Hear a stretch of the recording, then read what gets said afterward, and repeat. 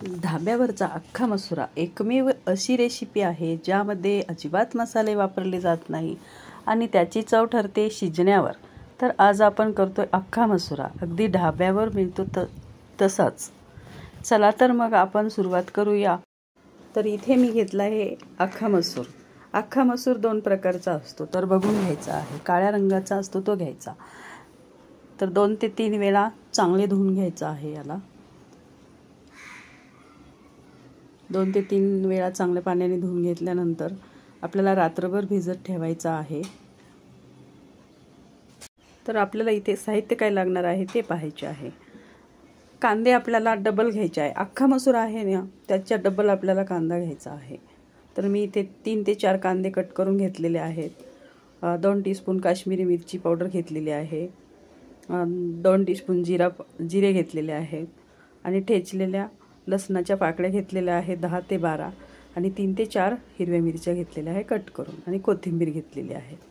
तर आपण इथे कुकर घ्यायचा आहे अगोदर आपल्याला। जे काही आपल्याला मी ह्याच्यातच करणार आहे, एक कुकरमध्ये। याच्यामध्ये भाजी छान होते। त्याला कुकरच्या शिट्ट्या वगैरे काही करायच्या नाही आहेत, तर वेगळ्या पद्धतीने मी तुम्हाला दाखवणार आहे। ते मी फोडणीसाठी जिरी टाकलेली आहे, 2 चमचे जिरा टाकलेला आहे आणि थोडा लसूण टाकलेला आहे ठेचून। जिरा असा चांगला तडतडून द्यायचा आहे।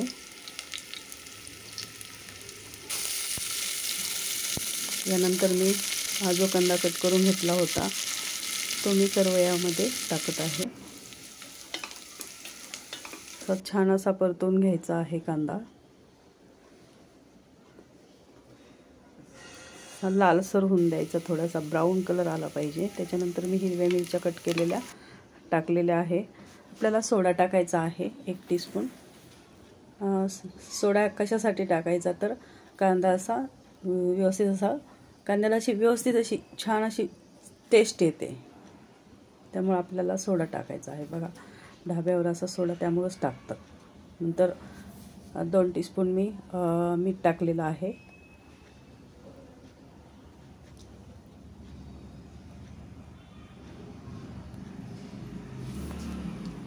काश्मीरी मिरची पावडर टाकलेली आहे 2 टीस्पून।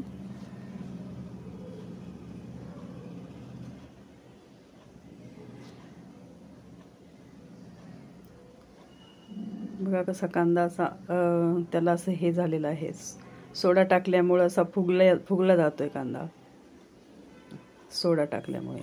आणि कांदा व्यवस्थित असा भाजला गेलेला आहे।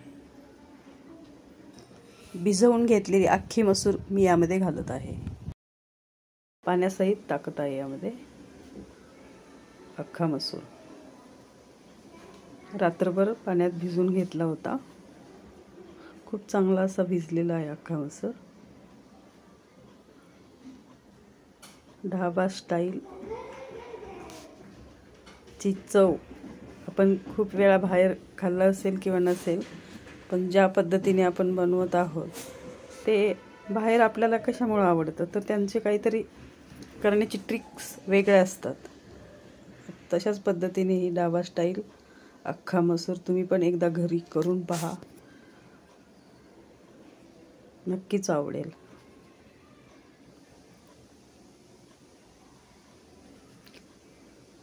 पाणी मी जास्तच का घालत आहे, तर थोड्या वेळ आपल्याला अर्धा तास तरी याला शिजवून घ्यायचं आहे। झाकण ठेवलं आहे मी त्यावर, अर्धा असं झाकण ठेवायचं, अख्खं बंद नाही करायचं।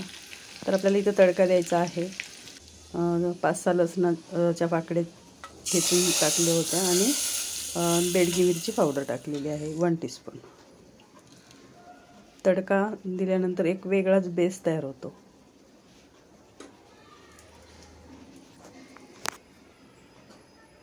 छान असा अख्खा मसूर तयार झालेला आहे। वरतून अशी कोथिंबीर टाकायची आहे।